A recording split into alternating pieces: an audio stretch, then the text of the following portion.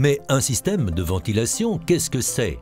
L'air neuf extérieur est amené dans les espaces de vie, dits espaces secs, tels que le living et les chambres par exemple.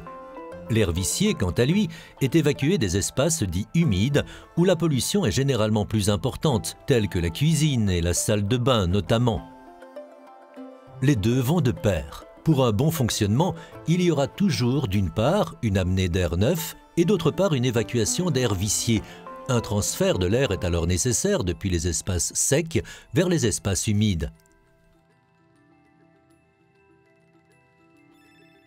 Dans la réglementation, on distingue 4 types de systèmes de ventilation, selon que l'air est transporté de façon naturelle grâce au vent ou aux différences de température, ou mécanique au moyen d'un ou plusieurs ventilateurs. Dans un système A, système de ventilation naturelle, autant l'amener que l'évacuation de l'air se fait de manière naturelle. L'air neuf est amené dans les espaces secs, généralement via des grilles dans les châssis. Il transite ensuite vers les espaces humides via des ouvertures de transfert. Là, l'air vicié est évacué par des conduits verticaux qui débouchent au-dessus de la toiture.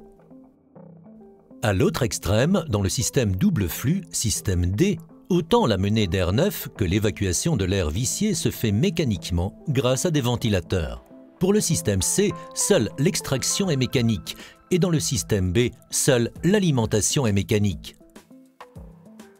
Chacun de ces systèmes présente ses avantages et ses points faibles. À chacun de choisir le système le mieux adapté à chaque projet particulier. Le système D avec récupération de chaleur présente néanmoins de sérieux avantages. Il apporte un débit contrôlé mécaniquement dans chacune des pièces, limite le risque de courant d'air froid et permet de récupérer une partie de la chaleur.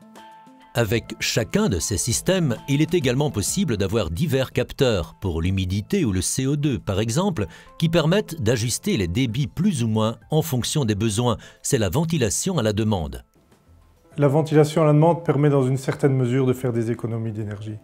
Mais attention quand même qu'un débit minimum est toujours nécessaire et que donc il faudra trouver un bon compromis entre les économies d'énergie et la qualité d'air.